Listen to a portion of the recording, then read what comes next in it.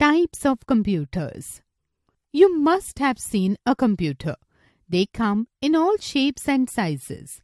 Let us learn about the types of computer. Desktop computer. This is a desktop computer. We keep it on a desk or a table.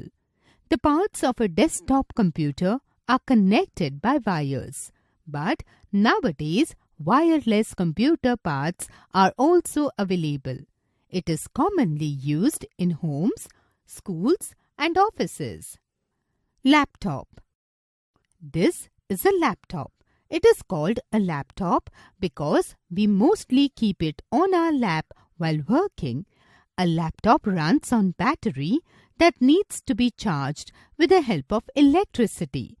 We can carry a laptop anywhere. Tablet. This is a tablet. It is also known as tab.